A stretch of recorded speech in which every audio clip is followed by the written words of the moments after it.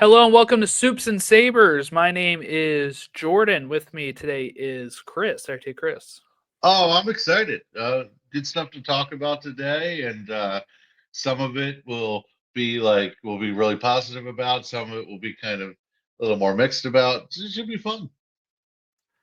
Yeah, I'm probably also putting this up on the DC podcast feed here, just so the last thing I'd posted over there was the announcement of Soups and Sabers. So that way, just as a reminder for people that we are moving our content over to the Soups and Sabers feed for when it comes to DC content. You'll get, talk about DC Comics, all the same usual stuff that we already talked about on Elseworlds, along with Marvel content, Star Wars, fantasy, all that kind of stuff over on Soups and Sabers. But consider this little free preview. I mean, the podcast is free anyway, but just make sure you go follow Soups and Sabers over there. I'll put a link in the show notes.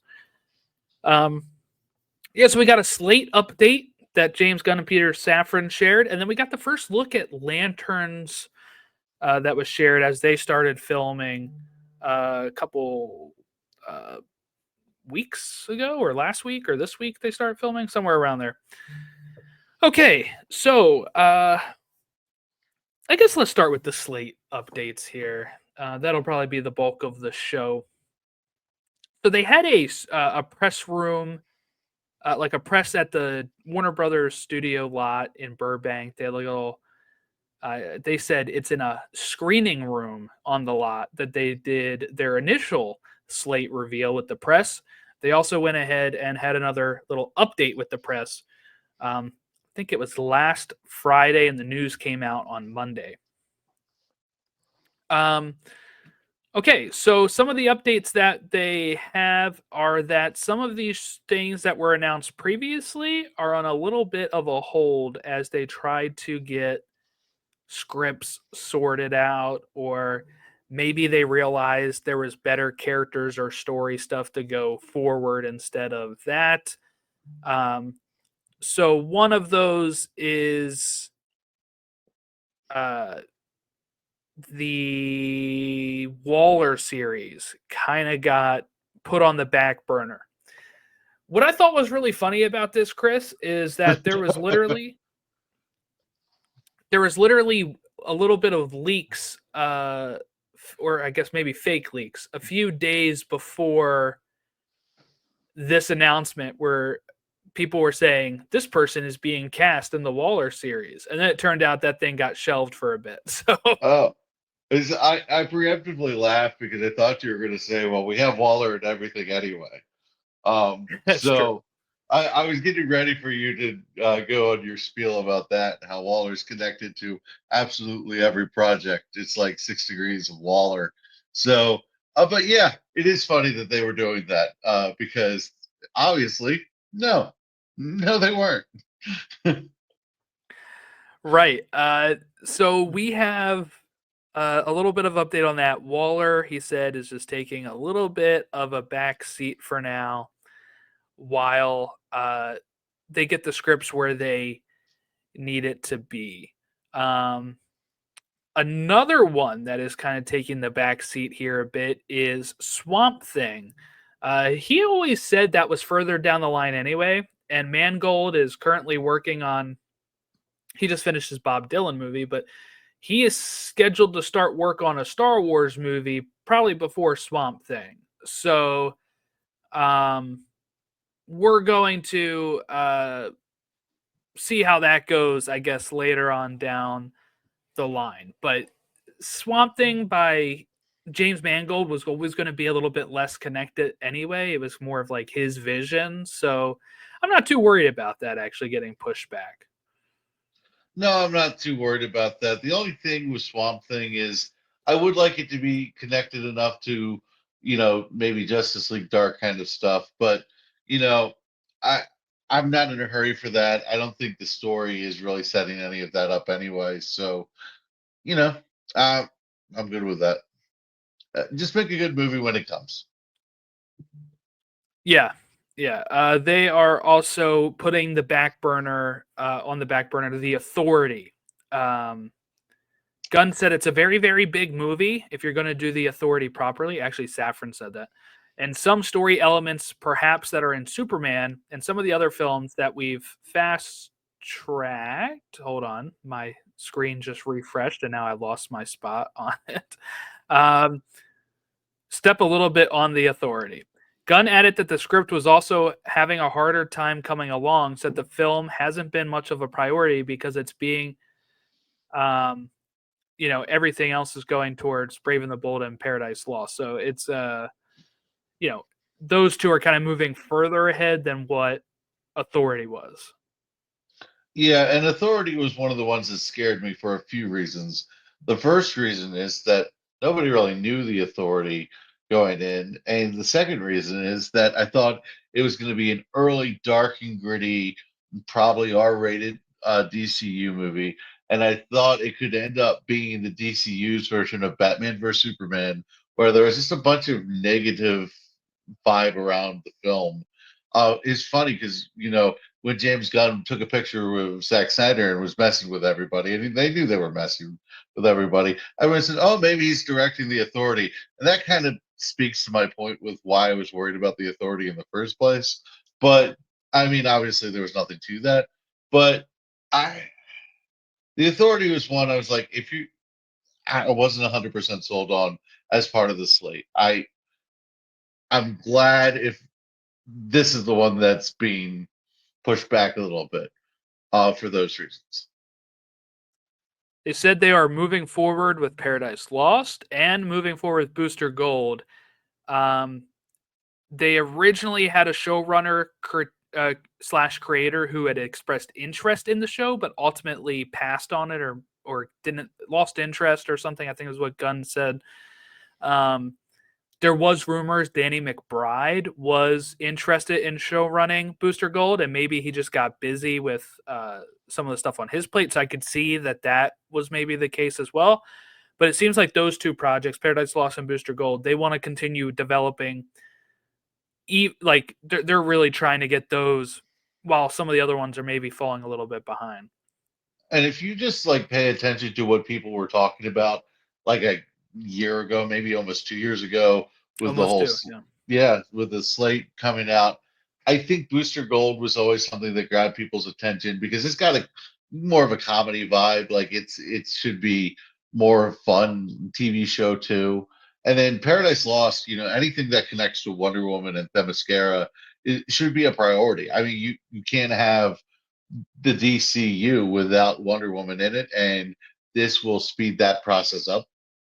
I mean, for our understanding, it's a Themyscira prequel kind of a series, so who knows uh, how that pertains to Wonder Woman? But you have to get the ball rolling on one third of the trilogy, especially when we're waiting so long for Batman, probably. So I'm like I said, I'm glad that this is the order things are being pecked in. It's making sense for me.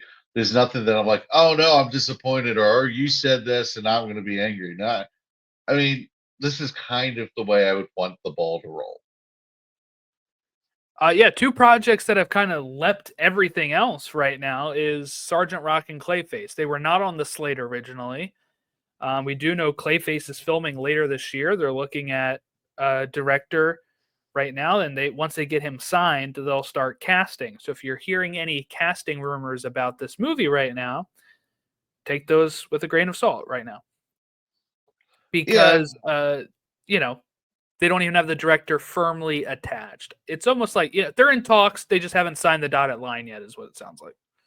yeah, and sometimes they can't really announce it officially anyway. So like Mm-hmm. they might pretty much know that they have the director, but it sounds like they do. But I would say with these two movies, though, like Swamp Thing to me is a movie that it has a market outside of just the regular DC stuff because it's going to be kind of a Halloweenish kind of a movie and more of a horror element. I think that these movies are just really good.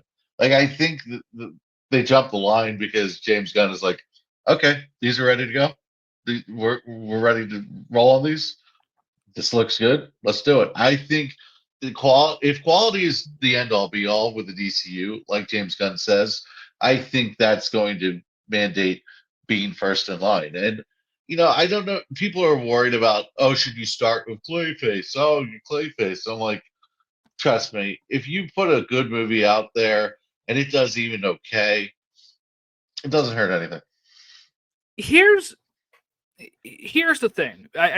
It still makes me upset when people are comparing this to the Sony stuff, because again, where Clayface is different is that this was an impassioned pitch from from the writer, who goes in there and says, Mike Flanagan, who says, this is what I really want to do. And they were kind of like, it sounds cool, but like, I guess write a script. We'll see if we like it. Right. He goes, writes the script. They're amazed by it. And they say, let's do it.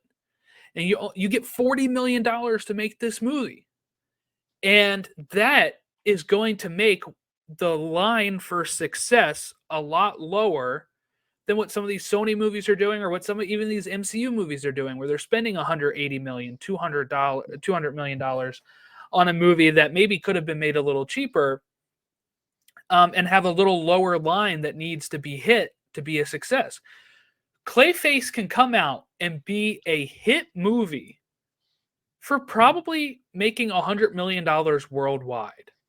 Because if you look at 40 million and then double the 40 million for marketing, 80 million would be your break-even point, technically, right? And then if you make $100 million worldwide, which would sometimes be seen as a flop because of the budget, it is a modest success. And then if it's really good and makes more than that, then you get more revenue than you would have if the budget was larger. This is important. And if it's a good movie, then we have a good movie, right? Like, there's nothing else to be, I think, said about it. It's not like they're digging through the scrap pile, because they have access to every character. They're not like Sony being like, I guess we'll make a Morbius movie. They're not See how doing it that just to goes. do it. Right. They're not doing it to keep the yep. rights. They're doing it because they have an impassioned story where the story is good. Same thing with Sergeant Rock. This is something that they had never officially announced, but they mentioned it in here by Luca Guadagnino, if I said that right, probably not. But he directed Daniel Craig in the movie Queer. But they said Daniel Craig was never actually attached. I know there's people always saying he was. The actor had been floated for the role due to his relationship with Luca, but we never met with Daniel. He was just an idea. And then Gunn said, well, we never even really announced Sergeant Rock. I mean, later, it's true. Later, a reporter asked for the status of Teen Titans, and Safran said, the script's not ready yet. I mean, I think we said Anna Naquera is writing it, and Gunn said, we haven't said that. And Safran said, no, I think it was out there. And Gunn said, it's out there. It was something Anna was really impassioned about, and she turned in an amazing script for us. She's fiddling with that now, but it's definitely not a finished script. So Teen Titans is getting ready to jump the line as well. All right, so there's two things I want to say, or two movies that can be a model for the Clayface movie, specifically. Joker, the first Joker, and the first Shazam. Low budget films, knew exactly what they wanted to do, fit the niche they wanted to fit, and just low bar for success. And it's a little different with Joker because that's a real big IP. But like the first Shazam movie, it was like, all right, we're putting almost nothing into this movie. And it was a very easy win for DC. Sometimes I think these easy wins with smaller budgets are a great idea. And I think those are two movies you can business model for Clayface. So I'm excited about the idea. Like the idea to me sounds exciting. Let's go for it. But yeah, with the Teen Titans thing, yeah, sign me up for that all day. I love how James Gunn's like, I don't know if it was out there, but yeah, it that's fun to me. But I'm all for Teen Titans jumping the line. I think that's how you're gonna get a lot of your Bat Family stuff going, and you need to get the Bat Family going if you're gonna have Damian in your Batman movie. So I'm all for it. The reporter followed up by asking about the Deathstroke Bane script written by Matthew Orton, and Safran said, "You say that like we've said there's a Deathstroke Bane script," he said with a smile.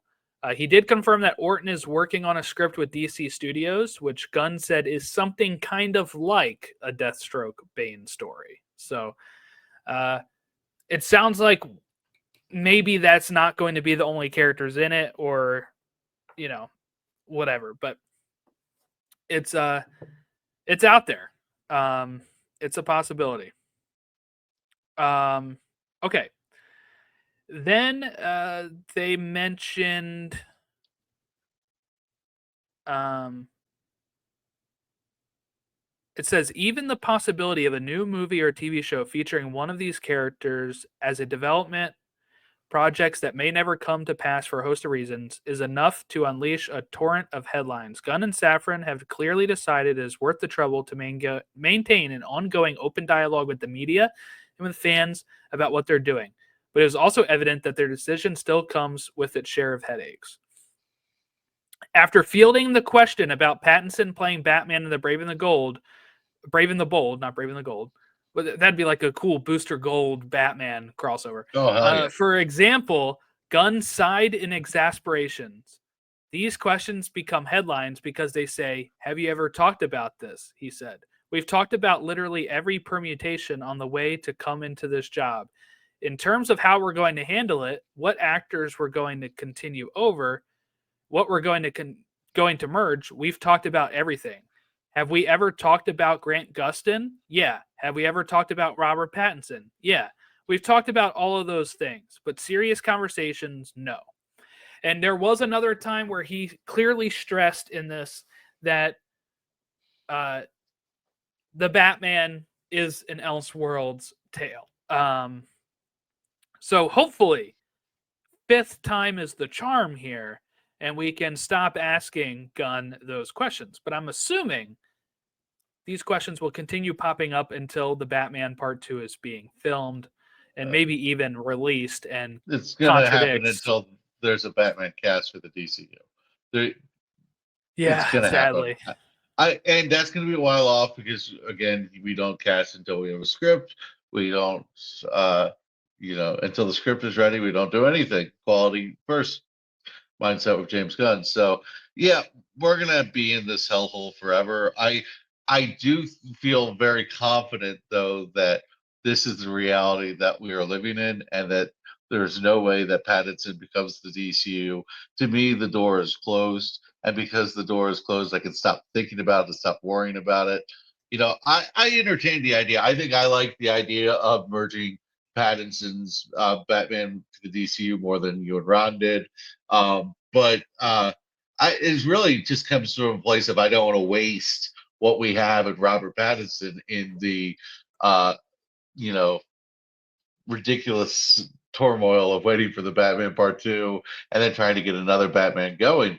But the door's closed. I'm fine with that.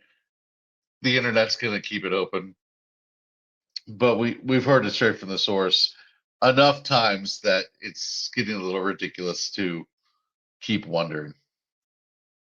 That's the thing that probably annoys me the most is even the time to have announced this would have been one of the times that the movie has been delayed, and not be like, "Hey, we just haven't got a script," but like, "Hey, Matt Reeves is working on a different version of the script because we're folding it in." Instead, people keep thinking the movie is canceled. People keep thinking that it's somehow going to get folded in, or that they're just going to steal Pattinson and keep Reeves separate, but also have Pattinson be the Batman, as if that is not going to be confusing. Yeah. When the answer seems to be right in front of our face, they're going to have two Batman. There's going to be the Elseworlds Batman that is finishing up his trilogy, and then there is going to be the DCU Batman. And that seems to be as simple as it is, but for some reason, everybody is making it way more difficult than it has to be and keep saying, Well, obviously, Gunn is lying right now, and then we'll eventually announce it later on down the line. When I don't think that's the case. Like I said, they could have announced this a million times by now. Yep. I mean, we've had this conversation and variations of this conversation so many times. I think it's really just beating a dead horse at this point. The thing with Robert Pattinson though is he's a really good Batman, and I'm just really excited to see him as Batman. And I can't wait to the Batman Part 2. And there's a part of me that is more invested in the Batman Part 2 than in anything other than Superman right now. I really been waiting a long time for the Batman Part 2, considering the fact that I think it's both of our favorite Batman movies. The Batman, like, it's like it's in rarefied air. So I'm just waiting for Pattinson, I as Batman again. But I mean we're not going to get him in the DCU, and that's completely fine with me. I'm done worrying about that as a thing, though. Yeah, I'm excited about the Batman Part 2 when we get it. Let's talk about animation. They talked about dynamic duo. Gunn was kind of like not confirmed. He said the plan right now is that it's not DCU, but they might be able to make changes to it where it would be DCU. But right now the plan is it's not a DCU movie. So there's that. They are still in development with the Blue Beetle series. That's close to getting the green light, the animated series that we talked about before. And they did announce greenlighting 3 younger skewing animated series with Warner Brothers Animation. One of those is My Adventures with Green Lantern, which will follow high school student Jessica Cruz, who has her life upended when, according to the official logline, a Green Lantern power ring falls from the sky and chooses Cruz to be its champion. Things get even worse when more debris from the Lantern's ancient space war arrives, along with their alien foes. Jake Wyatt is executive producing. He is one of the producers on My Adventures with Superman. The font and logo is exactly the same, Yep. so this will probably be a nice little spin-off where maybe they even interact sometime in one of those shows. Again, 100% for this. Hurts nothing. Why not do it? And Jessica Cruz getting the limelight. Yeah, that's awesome. She's not going to get the limelight with Lanterns. Yeah. And the whole thing about this is you have content for Max. You have more. You know, if it's a younger screen show, that's really good because you can get kids into this kind of animation. I've said it before. I think My Adventures with Superman is going to end up being a generation's first look at Superman. Mm-hmm. I think this could be a lot of people will be like not even into Green Lantern, be like, "Ooh, I watched that cartoon. I'm really into Jessica Cruz Green Lantern." I think that's awesome. We need more of that. They've announced Starfire, which is an origin story for Starfire from the Teen Titans. The show will follow her adventures as she uses an ancient spaceship she discovers on her home planet to escape her planet and explore the stars. Along the way, she'll meet space biker Crush, plant-loving Fern, and magical Princess Amethyst of Gemworld. And together they will uncover the deepest reaches of the DC universe, saving space dolphins, surf technicolor nebulas, and boldly soar into the unknown. Josie Campbell is executive producing. Josie Campbell, I believe, created My Adventures with Superman as well. So I don't think this one is tied to that series at all, but just interesting. Yeah, if there's an animated show that could be canon out of this, though, I mean, this is the one I would think because you're going to have Titans. You could have Starfire being an integral part of the DCU. There's stuff you could lay groundwork in this, and even if it's Elseworlds, getting Starfire out there sounds awesome, and it sounds so wonky and fun. Like it just like the cosmic side of DC, but not like the granted goodness dark side stuff, but like the just the weird worlds and things that you can do and have fun with in the sky. So I'm excited for that because again, there's no reason not to have it. And Max needs content really badly. I mean, if you've noticed, Max needs the content. And I'm excited just to see a little Starfire. I thought Titans, the show Titans, did a really good job with Starfire, and I'd like to see that progress in our mediums through TV animation to make that more of a mainstream character.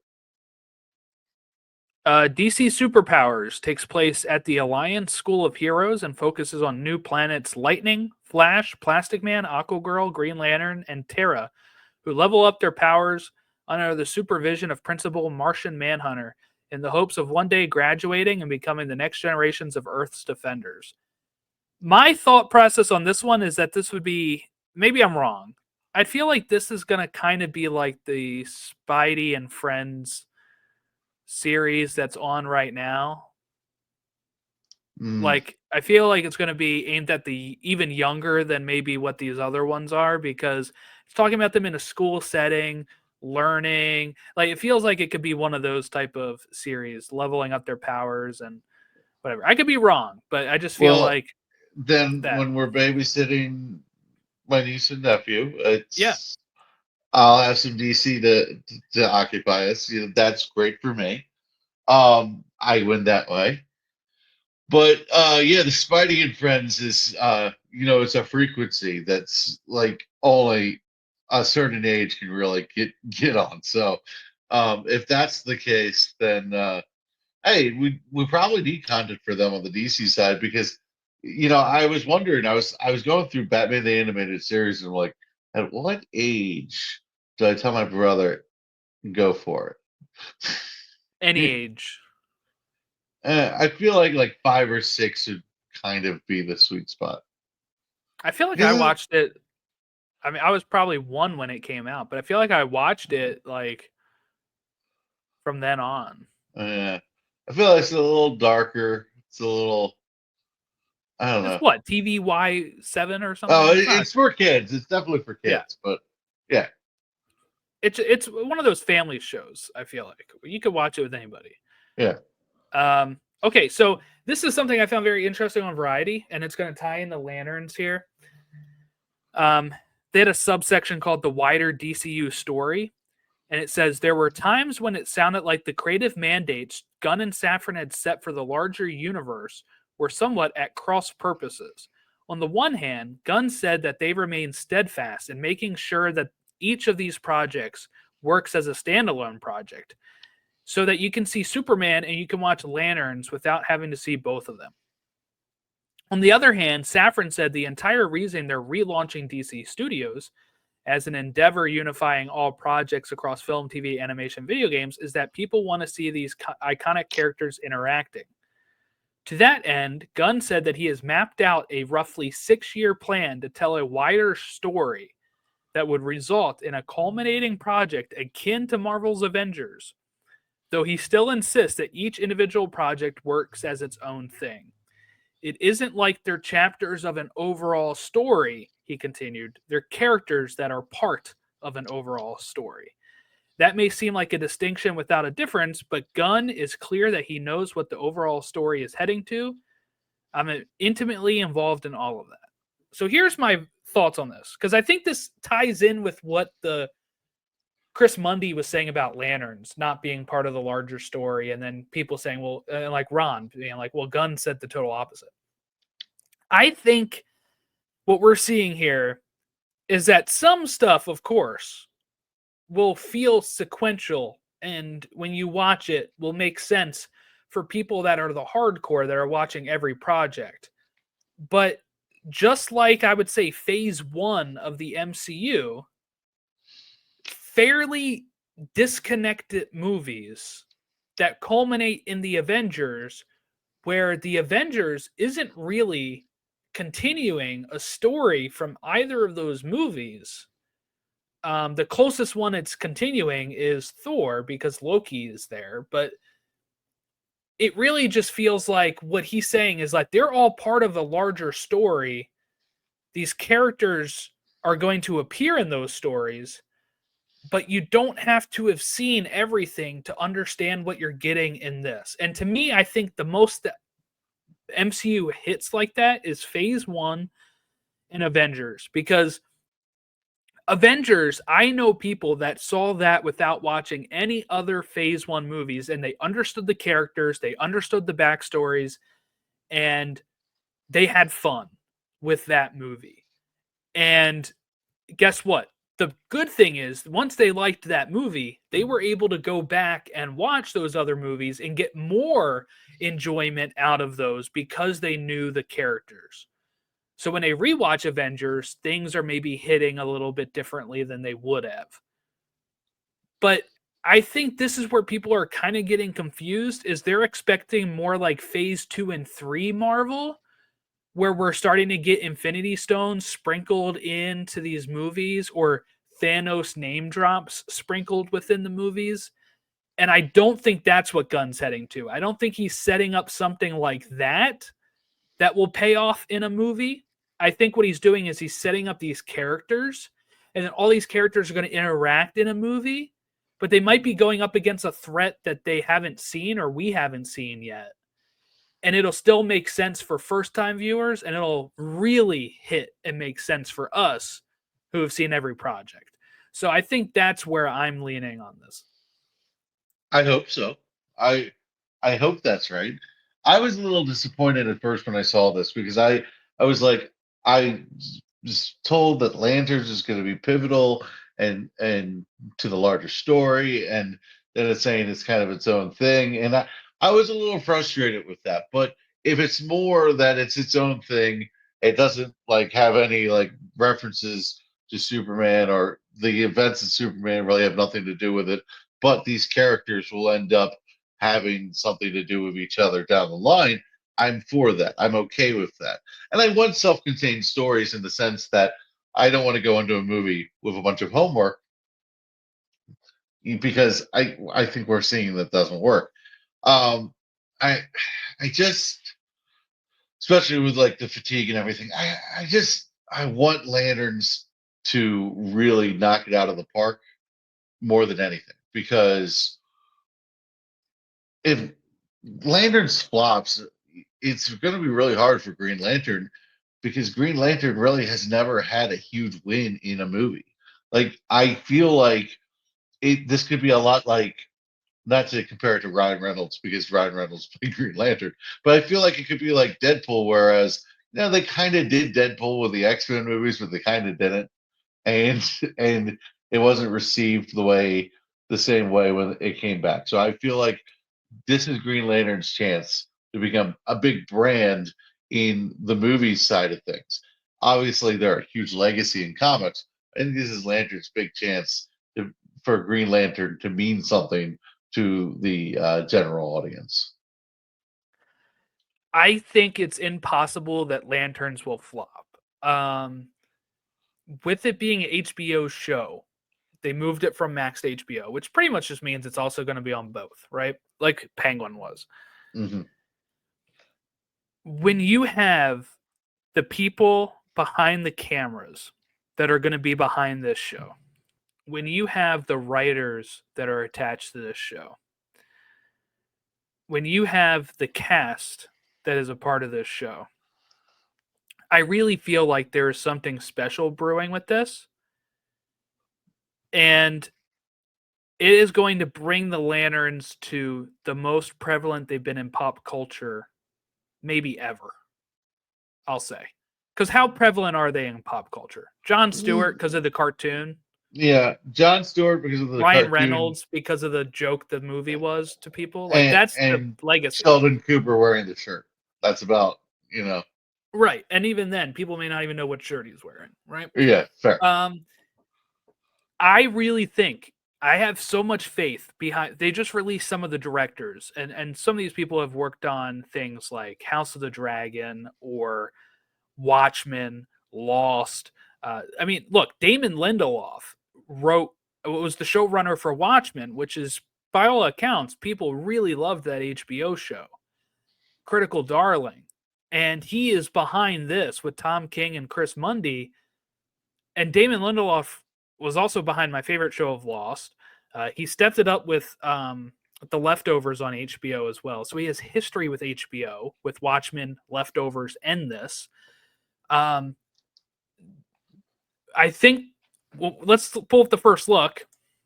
Oh, the first look is cool. Right? So it's a cool look. It's probably relatively lower budget because you're not dealing with, they're probably not going to suit up all the time, if at all. I'm sure that they'll maybe have a suit up scene or whatever, but if you really want this to be, the only thing I see getting in the way with that is the prestige of HBO. But their Watchmen people had legit right costumes and stuff, so I would think that is going to be the case. But you can see the ring on here on Hal's hand, Kyle Chandler's hand here. You can't see enough of Stewart's right hand to know if he has a ring or not. People have said he doesn't. You can't actually see. So I think this is set up to be in the best spot that Lanterns have ever been in. And I think I'm going to love this show, even if they don't suit up. I'm somebody that wants them all suited up, but if just with the talent involved in this show, I was a big fan of the Kyle Chandler casting, and now I see everybody coming around to it due to this picture. But like, I loved it, and I'm so happy other people are getting on board with it. And I love the Aaron Pierre casting. Like, this has, like I said, the potential to be very, very, very good. And I can't wait for it. It's an exciting looking duo, and I like Kyle Chandler. I needed to see Kyle Chandler in anything other than a buttoned up, slick haired back football coach. Like, I needed to see like the messy hair, kind of the gruffer look. You know, he's got like a dirty jacket on. I'm like, yeah, I needed to see that. That I was like, okay, that's Hal Jordan. I'm ready. And I've zoomed in and looked at the ring. It's a cool looking Green Lantern ring. Like, there's not a ton of detail you can get from it, but like, it's pretty cool. And I like that they're just casually wearing the ring, because a lot of times it's like, oh, they got the ring, and the second you see the ring, it's like, oh, they're suiting up. So this makes sense. I think this will be a very practical TV show, and this pairing to me, um, it looks like a buddy cop movie made in heaven. So I'm for. I am, again. I'm optimistic. I'm just saying they really need. What I'm saying is this is their big chance to stick the landing, and they got to do it. I'm optimistic though. There's not much more I can say about a first look like this, but they're walking in the middle of the road. Maybe want to get to the side. Other than that, Nobody's going to run them over. I do wonder why they're walking in the road, though. Like, I wonder if like something happened to their car, or if they were, their rings are not working right now, or something like, there's something to the side that we're not seeing, and then that's why they are like, they got out of a car and now they're walking towards something that they are walking to. Like, very, very curious on how that's going to go, but so excited to see how it all shakes out. And they said that'll be sometime early next year. So probably they said that's on track for sometime next year. I would assume that's going to be before Supergirl comes out, is kind of the vibe I got from how they were talking about it. it's going to be a fun 2 years of DCU because there's so many projects just straight up rolling. We're getting Superman in July. We get the year after, we get Supergirl in June. We're just talking about Lanterns is going to be where Lanterns is going to be. That there's a lot of stuff. We've got a Clayface movie coming.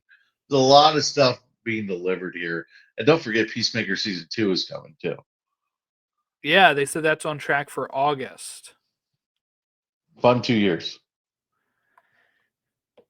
Yeah, I mean, just a fun few years overall as we start kind of wrapping it up here, because like I said, we are now doing this as one show, Soups and Sabers. So if you're interested, there is next year, of course. Well, this year we have Superman, um, Fantastic Four, right? Super We have all of fantastic summer. those. Then next year is really the big year for Soups and Sabers is going to be busy because we have Mandalorian and Grogu on the Star Wars front hitting theaters. We have Avengers Doomsday. We have Supergirl Woman of Tomorrow. We have Clayface. We have, I mean, God, I'm probably missing and blanking on Spider-Man 4, right? Like there is a lot that is coming out over the next 2 years, and we'll have coverage for it all here. You can follow us at Soups and Sabers on all of our social media. But I think that it will wrap us up today. Any last thoughts about Slate updates or this? No, I think James Gunn put himself in a bit of a pickle by saying too much early on, but he's been consistent, and to get the update settles a lot of the things we were talking about. So there's a nice little bow wrapped up in the conversation, and I think we know where we are. We have an honest assessment of where we are, and the only if you want to be one of the Snyder cultists or something and say, "Oh, we don't know anything," or he's lying, or he lied here, he lied there, I think that it's healthy that things are changing. They're not forcing dates. They're not forcing things to be ready when they're not ready. So for the most part, I'm really happy where we are.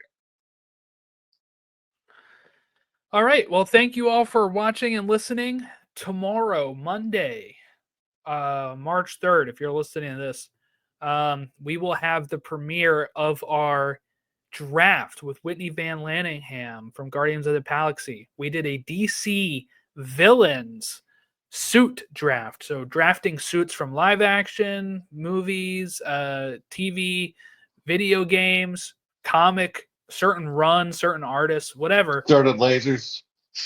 Yeah, we're drafting villain suits over on that. That'll premiere 7 p.m. Eastern time on Monday here on the YouTube channel. If you're listening to the audio, it'll actually be available 12 hours earlier, but we usually recommend for people to check out the video version when we're doing the drafts because we'll show pictures if you don't know what suit we're talking about, all of that. But either way, check it out. And then later that week, around Wednesday or Thursday, you'll be able to listen to our thoughts on the Daredevil Born Again premiere as that is finally starting over on Disney Plus. So make sure you check that out. We'll have weekly recaps with that. And that's it. Have a great rest of your week, and we will catch you next time.